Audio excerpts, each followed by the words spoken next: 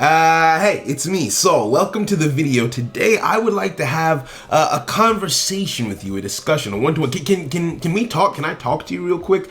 I want to talk about the Arc 5 release, just like on a one-to-one, right? And my thoughts on it, how I feel about it. We're well into it now. Arc 5 has been with us for about a month now, so I've had time to ruminate on it and kind of see where Konami was going and where it's gone. Is my chair too high? Should I? No, that's too low now. This is the hardest part of every day. I think that's fine. Alright, so the Arc 5 World release, right? It's been around for a while now, and if I had to pick a word to describe it, it would be colorful. It still sometimes feels like there's a lot going on, right? Like a lot of people don't like a lot of what's come from Arc 5 World because everyone's waiting on that new top tier deck, that new thing that changes the meta and shakes it up. So I'm not just looking at this from a meta perspective, right? Because if we're thinking about it, the Arc 5 World ban list did, I would say, not a great job in preparing us for Arc 5 World, because yes, it reduced the power of the existing meta by getting rid of Onomats, Cyber Dragons got kicked out, all good and all fine, but they left the deck that would be the hardest counter to Pendulums basically untouched, which wasn't a great move. That being said, I would rather, I know it's not realistic, but I would love to see Pendulums that were strong enough in the game that Harpies didn't even need to be nerfed. Now, I know that that's probably not going to happen because they have to pace through the decks that they give us and how good the content is. And so I guess that brings us to the question of the content that was released, because everyone wanted a top tier Pendulum deck, right? First it was Odd Eyes, and then it's like, oh, maybe it's Yosenju's. And then the only top tier deck that came out of Arc 5 ended up being Melodious. Now, I personally am okay with that. While I would love to see a top tier Pendulum deck, I'm okay with just something from Arc 5 having relevance so it doesn't feel like a waste of time. Like, Pendulums are young, they're in their infancy, and so I know that there's a lot to come, and like, Yosenjus are fun. Like, Yosenjus are fun to play with, even if they're not necessarily top tier yet, and DDDs just came out. People are experimenting with them, trying out different things, and people were very upset about the DDD release, but I feel like given time, given a little bit of patience, something good could come out of them. Like, the rank 6 engine of DDDs is pretty damn impressive, I'll be completely honest with you. Like, it just feels like the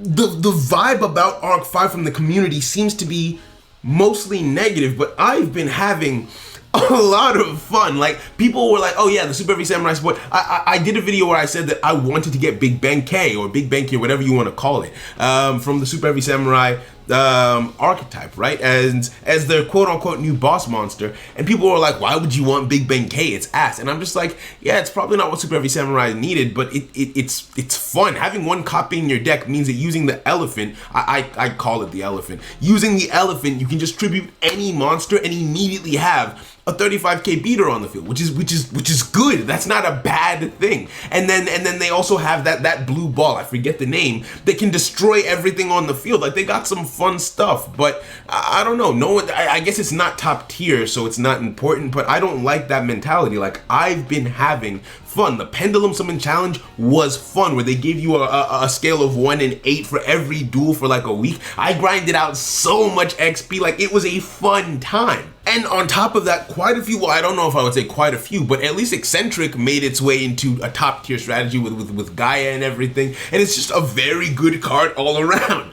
Now, sadly, the best card from Arc 5 is paywalled behind a Selection Box Mini, but that being said, because it's a Selection Box Mini, there's pretty decent odds that you get one. Like, it's a 1 in 3 chance effectively going through once as a free-to-play player that you get one copy, which isn't the best thing in the world, but in terms of like the general odds of like a main box or something, yes, you can get multiple copies. I know it's not a one-to-one, because with the main box, sure, it will take you longer and it'll take more resources, but at least you can get all 3 copies. But with this, well, the odds that you get one copy, not that terrible, but that's it, and you're stuck until the selection box comes back around. So I mean, it doesn't feel great that the best thing in Arc 5 was paywalled.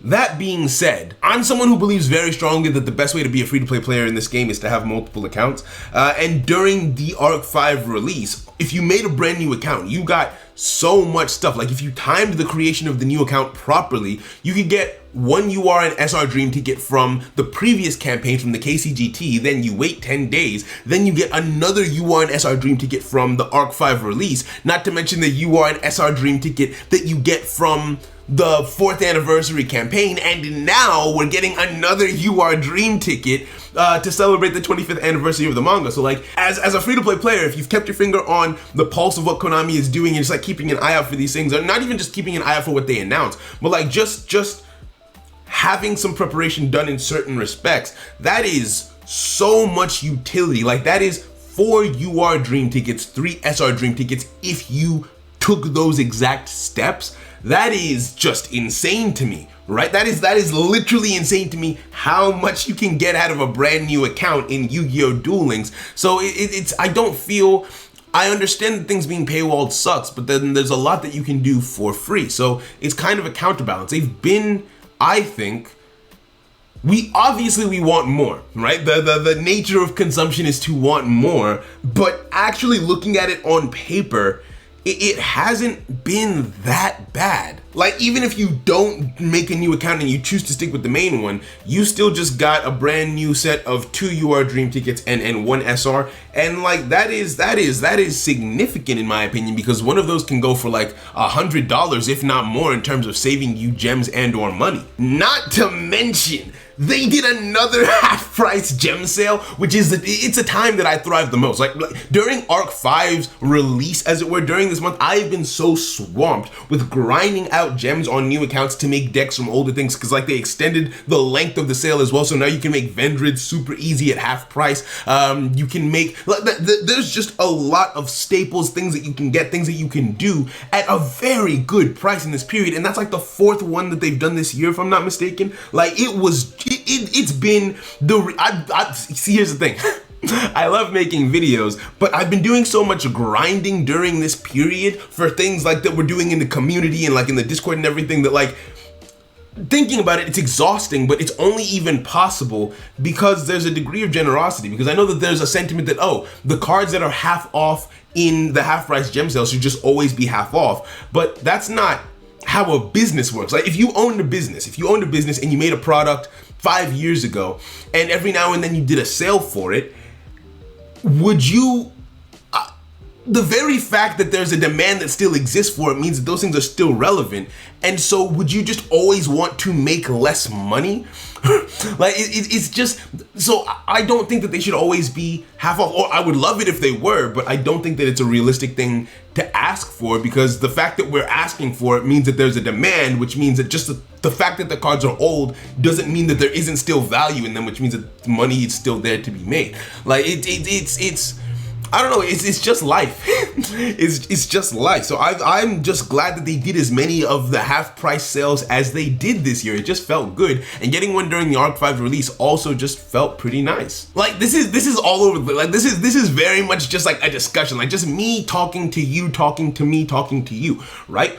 And I guess one of the last things I wanted to talk about was Master Rule 3, right? The way in which they gave us pendulums, because the mechanics of pendulum summoning are different from how they normally work in the TCG. 1, we don't have Master Rule 3, so you're clogging up your board, and 2, they gave us a skill to circumvent that, right? So you can have Master Rule 3 if you want to, where you get extra pendulum zones, and that way you can still use your spell and trap zones, but because of how tightly a pendulum deck would have to be built in Duel Links with a 20 card deck, you probably don't have that many spells and traps anyway, at least not that I've seen. Not that many decks do that other than maybe DDDs. And in my opinion, the skill that doesn't give you extra pendulum zones is actually better. So like, it stings, but I don't know if in Duel Links it's something that we necessarily needed. One thing I don't like though is the fact that you can only pendulum summon out 1 monster per turn.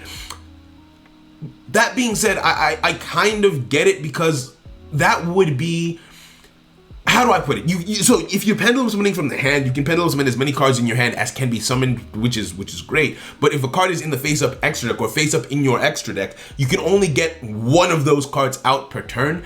And I feel like that was done as kind of a balancing act to protect the rest of the meta, but I feel like pendulums were hurt too much almost as a result, right? Because like thinking about it, DDDs, for example, have a 3k beater that's a pendulum monster. They have a 27k beater, just a bunch of them, right? Imagine they have a full field of them, and then you manage to get rid of all of them at once. You destroy all of them, but you used all of your resources to destroy the monster, so you weren't able to get the pendulum scales. So all of the monsters just come back next turn like nothing even happened. You would run out of resources a lot faster than your opponent would. And so that might feel oppressive. And pendulums caused quite a bit of controversy in the TCG when they first came out for different reasons. Different people who you ask will say different things about it. So I feel like they wanted to just be cautious with how they did it here, which I can understand. Like, I know that this video is coming off as very Konami positive, and that's because it is. I didn't write a script. I turned on the camera and then I said what was on my mind. That's how discussion works, right? So I think just genuinely, I am relatively happy with how they did a lot of things. There are some issues. I don't think that the character level ups that they've been doing are good or fair, right? Because it's why would you give us cards that we can already get from skill tickets through the character level up system? That doesn't make it feel unique or expressive or just impactful to level up your characters.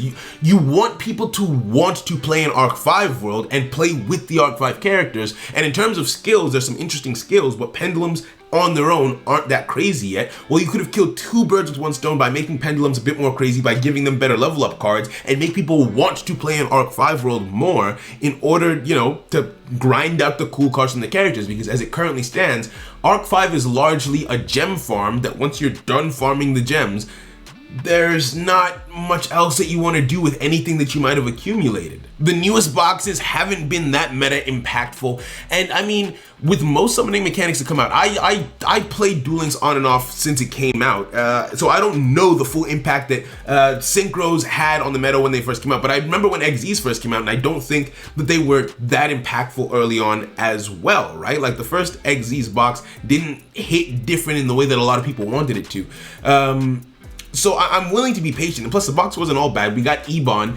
I don't know why no one's talking about Ebon because I know I've been the illusion magician, but I call him Ebon. Get off my back.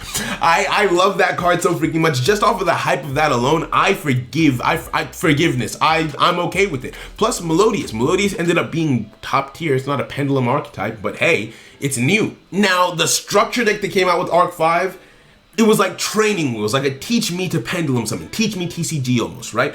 And didn't have any impact. I don't think that it was supposed to, but I understand the desire for something new. I understand the desire for this new mechanic to come in here and just slap the meta in the face, right? Just steamroll everything. And I feel like that will come with time. That will definitely come with time. Like for instance, the DDD cards, there are so many pendulum cards that exist, right? Like the experimentation and the things happening with DDD, like the uniqueness in how you can build. Maybe it's not meta, but just the creativity and the enjoyment that you can derive from playing the game. Just like, okay, what if this works? What about this ratio? What if I remove Proud Ogre, put in Genghis? Just all these different things that you can do. No two DDD decks have to look exactly the same. Like maybe you like having more Dark Contracts of the Witch. Maybe I like having more Night Owls, right? Like it's just so much variety, and I really like that. I have more good than bad to say, I'll be honest. Like I know a lot of people would want a video like this to come off as being overwhelmingly negative, but when I actually sat down to record, and I thought it might have been, when I actually sat down to record and thought about how the last month has been in terms of what we've gotten, the fun that I've had, the new experiences, I've enjoyed myself playing Duel Links this last month. I don't know what to tell you. That all being said, the point of this video is to have a discussion. So leave a comment with your thoughts. It's okay to disagree with me. I don't want to live in a vacuum where everyone says the exact same thing, because it's fun to have that fun sense of camaraderie when you find someone whose ideals and thought process aligns with yours. But at the same time, talk to me nice. Go back and forth with me. I'm completely fine with it. Let me know what you're thinking, and we can have a conversation in the comment section.